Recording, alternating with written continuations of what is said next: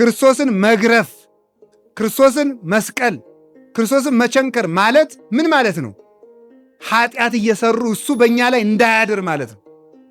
ከዋለበት እንዳይውል ካደረበት እንዳያድር እሱን ማሰቃየት ማለት ይሄ ነው። ከዚህ እግዚአብሔር ሰቃልያን እግዚእ ከመባል ይሰውረን።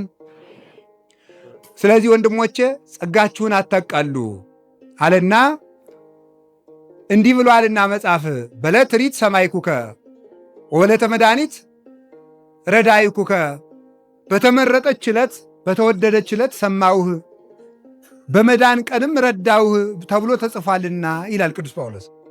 በተመረጠች ቀን ሰማውህ በሉ። ይህንን በተመረጠች ቀን በሉ። በመዳን ቀንም ረዳውህ በሉ። አዎ ርዕሳችን የምን ቀን ነው? የመዳን ቀን።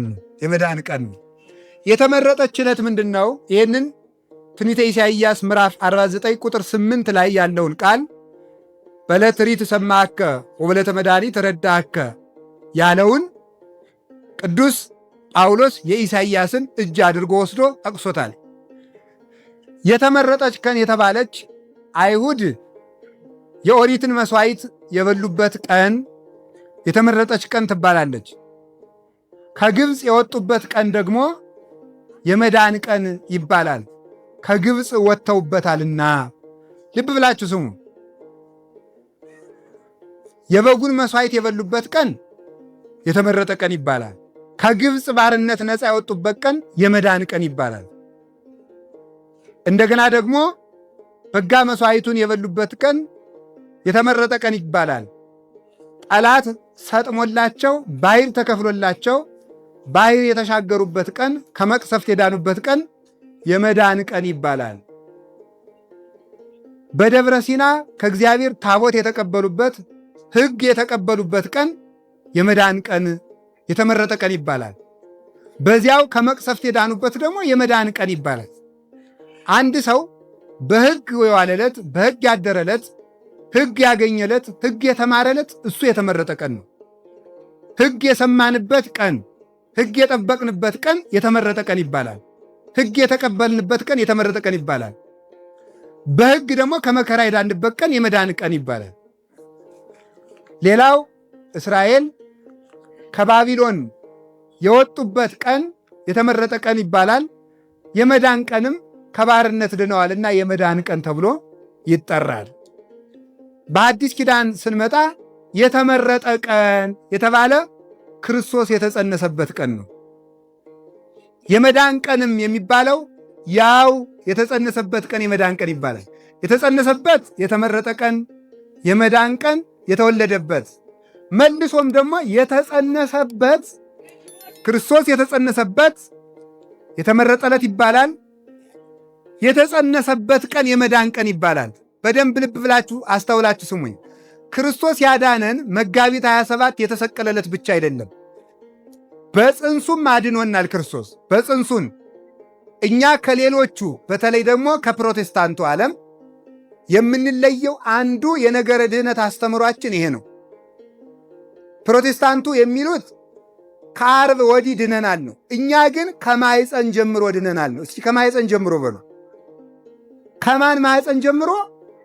ከእመቤታችን ከቅድስት ድንግል ማርያም ከወላዲት አምላክ ማኅፀን ጀምሮ ድነት የተጀመረባት ከእሷ ማኅፀን ጀምሮ ነው። ለምን ስትሉኝ ቀድሞ ልብ ብላችሁ ስሙ። ሞት ወደዚህ ዓለም የገባው በሔዋን ጆሮ ነው። በሔዋን ጆሮ ሞት ወደ ሲገባ ሐዘንም በሔዋን ጆሮ ገብቶ ወደ ዓለም ደረሰ። ሔዋን እባብን ሰማችና በእባቡን በሰማችበት ጆሮዋ ደግሞ የሐዘን እርግማን ገባባት። በሕማም ለዲ ወወዲደኪ ይኩን ምግባይኪ ሀበ ምትኪ የሚል በጭንቅ በስቃይ ውለጅ ወልደሽም ፈቃድሽ ወደ ባልሽ ይሁን የሚል የሐዘን ድምፅ በጆሮዋ ገባ። የሐዘን ድምፅ በሔዋን የእርግማን ድምፅ በሔዋን ገባና ያ ሐዘን ለልጆቿ ሁሉ ደረሰ። ከእመቤታችን ከቅድስት ድንግል ማርያም ስንመጣ ደግሞ ተፈስሒ ፍሥሕት ደስተኛይቱ ሆይ ደስ ይበልሽ የሚል የደስታ ድምፅ በጆሮዋ ገባና ፍስሐ ኩሉ ዓለም ኢየሱስ ክርስቶስ ለዓለም ሁሉ ደስታ ሆኖ ተሰጠ።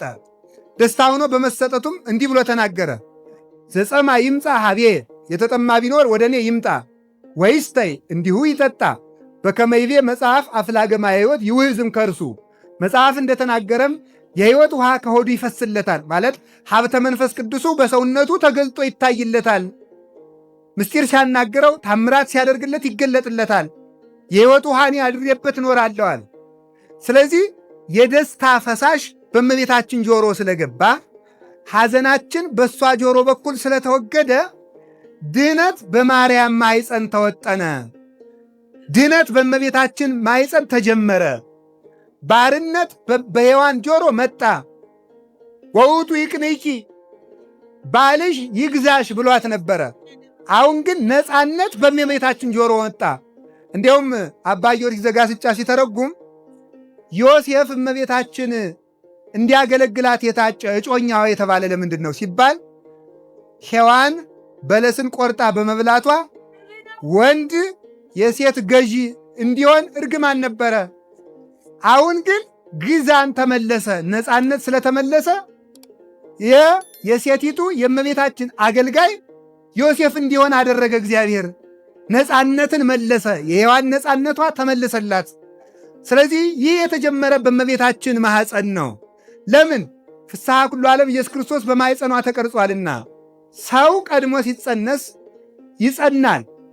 ሲጸና አይቶ ዲያብሎስ ያድርበታል። ለምን? ከእሾህ ካለው ዛፍ የሚቆረጥ እንጨት እሾህ ነው። ከጽየረዳ የሚለቀመው ጽየረዳ ነው። ከወይራ የሚለቀመው ወይራ ነው። ከተረገመው አዳም የሚወጣው ዘር ሁሉ የተረገመ ነበረ። ከተረገመችው ሔዋን የሚወጣው ዘር ሁሉ የተረገመ ነበረ። አሁን ግን ተመልከቱ፣ እመቤታችን ከመ እምጽውር ጽሩየ ገብራ እንደተባለ ወርቅ ከጭቃ በተገኘ ጊዜ ጭቃው ወርቁን እንደማይከተለው ከአዳም ሰውነት ስትገኝ የአዳም ርግማን ያልተከተላት ንጽሕት ዘር እሷ ስለወጣች በእሷ ማኅፀን ክርስቶስ ሲጸነስ ዲያብሎስ በእሷ ርስት ስለሌለው በእመቤታችን ማኅፀን ያድርና ይቆራኝ ዘንድ ስላጣ ከዚህ የተነሳ ምንዳለ የእሱ መርዝ አሽከላው ተቆረጠበት።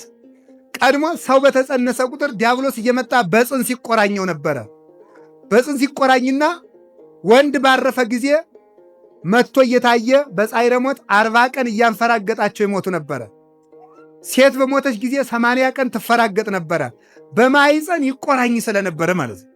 አሁን ግን መድኃኒታችን ኢየሱስ ክርስቶስ ከእመቤታችን ማኅፀን ሲጸነስ የዲያብሎስ ርስት ስለሌለው ገንዘብ የሌለው ሰው ወይ ደግሞ ምን ማለት ነው ከሌላ ቦታ ርስት የሌለው ሰው ከሰዎቹ ርስቱን እንደማያድር የዲያብሎስ ርስቱ ኃጢአት ስለሆነ ኃጢአት በእመቤታችን ሰውነት ስለሌለ ርስት ስለሌለው ዲያብሎስ በእመቤታችን ሰውነት መጥቶ ይቆራኝ ዘንድ ኃይል አላገኘም። ስለዚህ ቁራኝነት በእመቤታችን ማኅፀን ተወገደልን። እስኪ በሉ ቁራኝነት በሉ። በማን ተወገደልን? በእመቤታችን። ስለዚህ ብኪ ድኅነ ዓለም ወበወልድኪ ኮነ ሰላም። በአንቺ ዓለም ዳነ። በአንቺ ማለት በአንቺ ምክንያትነት በአንቺ መሳሪያነት አካላትሽ ምክንያተ ድኅን ሆኖ በአንቺ ዓለም ዳነ።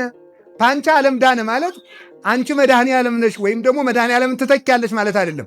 በአንቺ ሥጋ መሳሪያነት ዓለም ዳነ። ወበወልድኪ ኮነ ሰላም፣ በልጅሽ ሰላም መጣልን፣ በሔዋን ሐዘን መጣ።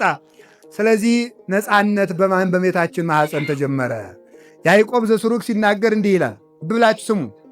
መድኃኒታችን ኢየሱስ ክርስቶስ በዕለተ ዓርብ የእኛን ባርነት ያስወገደው እሱ ካሳ ክሶ ነው። ያ ካሳ የት እንደተጀመረ ልነግራችሁ ነው። ለምሳሌ ወደ በለስ የሄድንበት እግር ነበረ። እግራችን ወደ በለስ እየሮጠ ስለበደለ እግሩን ተቸንክሮ ካሰ። በለስን የቆረጥንበት የእጅ ዕዳ ነበረብን፣ እጁን ተቸንክሮ ካሰ። በለስን የበላንበት የሆድ ዕዳ ነበረብን፣ ደረቱን ተቸነከረ። ይህንን አደረገና ካሰ። ይህንን ካሳ የሚያደርግበትን ሥራ የት ጀመረው? ከእመቤታችን ማኅፀን። ያዕቆብ ዘስሩግ ምን ብሎ ተናገረ? ተመልከቱ። መስቀልን ሊታቀፍበት ክንድን ከሷ ማኅፀን ፈጠረ ይላል። እስኪ በሉ መስቀልን ሊታቀፍበት በሉ። ክንድን ከማን ማኅፀን ነው የሠራው? ከእመቤታችን ማኅፀን ሠራ፣ ለራሱ ማለት ነው። መስቀል ሊሸከምበት ትከሻን ከሷ ማኅፀን አዘጋጀ። ችንካል ሊቀበልበት ደረትን ከሷ ማኅፀን አዘጋጀ። ስለዚህ ነፃነታችን የተጀመረው ከሷ ነው። መሠረተ ሃይማኖት ወድዳ አሚን ግዛነ ኩሉ ዓለም የዓለም ሁሉ የነፃነት ደብዳቤ፣ የሃይማኖት መሰረት፣ የእምነት ግድግዳ የምትባለው እመቤታችን ለዚህ ነው። ግዛናችን የተጻፈው ከሷ ነው። የሰው ነፃነቱ እገሌ ለተከበርከው አቶ እገሌ ከዛሬ ጀምሮ ከነበረብህ ዕዳ ነፃ ነህ እንደሚባለው ነፃነት እንደሚሰጠው አካላዊ ቃል የተጻፈባት የነፃነታችን መጽሐፍ ማርያም ይእቲ እመቤታችን ቅድስት ድንግል ማርያም ናት። እሷን የፈጠረልን እግዚአብሔር የተመሰገነ ይሁን። ስለዚህ አንዱ የመዳን ቀን የምንድን ነው? ክርስቶስ የተጸነሰበት ቀን የመዳን ቀናችን ነው። ድነት የተጀመረ በማኅፀን ነው። በሉላችሁ ይህንን እወቁ። ድነት የተጀመረ በየት ነው? በማኅፀን ነው። አሁን ስለዚህ ጌታ ምን አለ? የጥምቀት ዕለት ወደ ዮሐንስ ሊጠመቅ ሄዶ ዮሐንስን አጥምቀኝ ብሎት ዮሐንስ መጥምቅ ደግሞ አላጠምቅም፣ ባሪያ ከጌታው ደቀ መዝሙር ከመምህሩ ይጠመቃል እንጂ መምህር ከደቀ መዝሙር አይጠመቅም አይሆንም አለ። ታው እስመ ይደልወነ ከመ ንፈጽም ጽድቀ እስመ ከመዝ ተድላ ለነ፣ ጽድቅን ልንፈጽም ይገባናል አለው ማቴዎስ ወንጌል ምዕራፍ 3 ላይ ጽድቅን ልንፈጽም ይገባናል። ይህን ሊቃውንቱ ሲተረጉሙት ጽድቅን ልንፈጽም ይገባናል ያለ ምንድን ነው? ትንቢተ ነቢያትን ልፈጽም ይገባናል። በሁለተኛ ትርጉሙ ምንድን ነው? በማኅፀን የጀመርኩትን ቸርነት ልፈጽመው ይገባኛል ማለት ነው። እስኪ በሉ በማኅፀን የጀመርኩትን ቸርነት በሉ ልፈጽመው ይገባኛል። ስለዚህ ነፃነት የተጀመረ ከእመቤታችን ነው።